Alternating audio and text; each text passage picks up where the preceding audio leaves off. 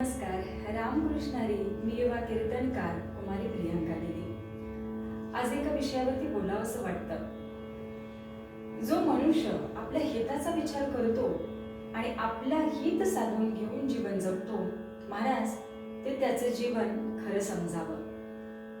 कारण अशा आपल्या स्वतःच्या हिताचा विचार करून जगणारी अशी संस्कारी मुलं जन्माला घालणाऱ्या आई वडिलांचे सुद्धा धन्यवाद म्हणजे पांडुरंग परमात्मा आणि साक्षात भगवंत देतात. महाराज, आई वडिलांची सेवा हीच आपली खरी ईश्वर सेवा आहे असं म्हणायला हरकत नाही.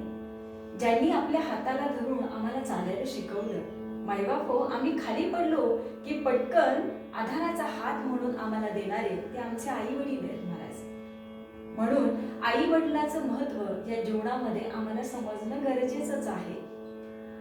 आई वडिलांबद्दल प्रेम कसं असावं, आई वडिलांबद्दल आदर कसा असावा, आई वडिलांचे शब्द म्हणजे आमच्याकरता ईश्वराचे शब्द आहेत अशी म्हणणारी सुद्धा मुलं आम्हाला याच पृथ्वी तलावरती पाहायला मिळाली. आई वडिलांच्या चेहऱ्यावरती असणारा आनंद आणि आई वडिलांच्या हृदयामध्ये असलेलं समाधान, त्यांच्या चेहऱ्यावरती पाहायला मिळणारं समाधान, हे जर एका मुलामुळे शक्य होत असेल तर महाराज, धन्य आहे तो मुलगा आणि धन्य आहे तो मुलगा की ज्या मुलाला अशा आई वडिलांनी जन्म दिला. कारण अशी मुलं या पृथ्वी तलावरती होऊन गेली. महाराज, मुलांकरता आई वडिलांनी आपला देहत्याग करावा आणि अशा मुलांनी पुढं या समाजाकरता आपलं जीवन व्यतीत करावं असा मुलगा म्हणजे माझे ज्ञानोबा राय. खरंच पुन्हा पुन्हा सांगावंसं वाटतं की ही मुलं असतात कशी, मुलांना राहावं कसं, याच्याकरता गोड दृष्टांत द्यावासा वाटतो माझ्या श्रावण बाळाचा. अहो, आई वडिलांची शेवटची इच्छा, आई वडील दोन्ही डोळ्यांनी अंध, परंतु आम्हाला काशीला जायची इच्छा आहे आणि ही इच्छा एका मुलाजवळ व्यक्त करावी. श्रावण बाळाने ती आज्ञा समजावी आणि श्रावण बाळाने मायबाप मागचा पुढचा न विचार करता कावडीमध्ये आपल्या आई वडिलांना ठेवावं आणि ती कावड घेऊन मायबाप श्रावण बाळ त्या तीर्थयात्रेसाठी निघून जावा. श्रावण बाळाकडे पाहिलं की मुलगा कसा असावा आणि आई वडिलाचं प्रेम कसं असावं हे दिसून येतं. महाराज, म्हणून या गोड दृष्टांतातनं आम्हाला पाहायला मिळतं की आई वडिलाच्या चेहऱ्यावरती असलेला आनंद, आई वडिलाच्या चेहऱ्यावरती आलेलं हसू, हेच खरं आपल्या एका मुलाची आयुष्यातली कमाई आहे. महाराज, अजून एक गोड दृष्टांत सांगावासा वाटतो. एक आई होती मायबापो, पोटी एक छोटासा मुलगा.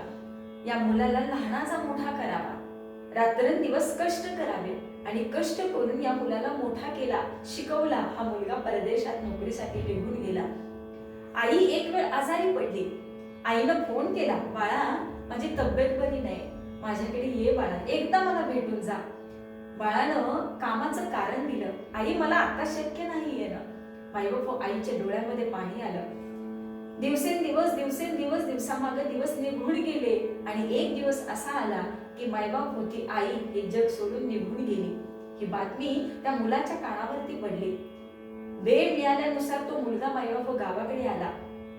सगळं काही जागेवर होतं, घर तेच होतं, घरातील चूल तीच होती, मायबाप आईची साडी तिथंच होती, सगळं काही होतं, परंतु फक्त आई मात्र डोळ्यांना बघायला मिळत नव्हती.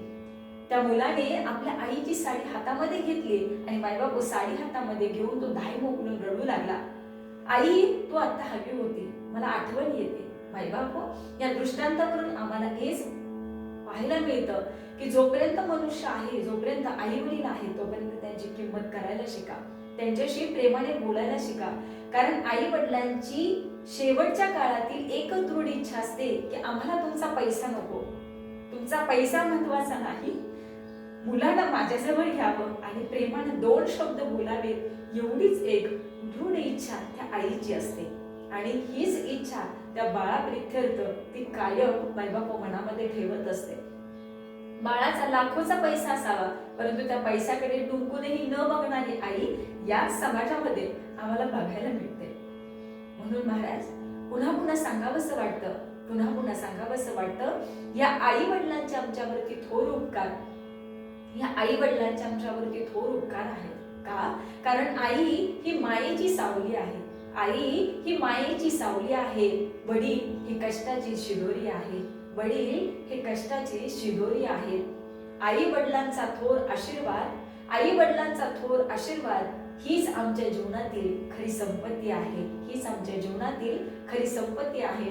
म्हणून जगद्गुरु तुकोबरायांचं सुंदर एक वचन मला आज इथे श्रवण होतं की आई वडिलांचा आनंद, आई वडिलांचं सुख हेच खरं आमचं हित आहे आणि हेच हित सर्व मुलांनी साध्य करून घ्यावं. म्हणून जगद्गुरु तुकोबराय एका अभंगामध्ये सांगून जातात, आपुलिया हिता जो असे जागता, आपुलिया हिता जो असे जागता, धन्य माता पिता तयाचिया, धन्य माता पिता तयाचिया. धन्यवाद. रामकृष्ण हरी.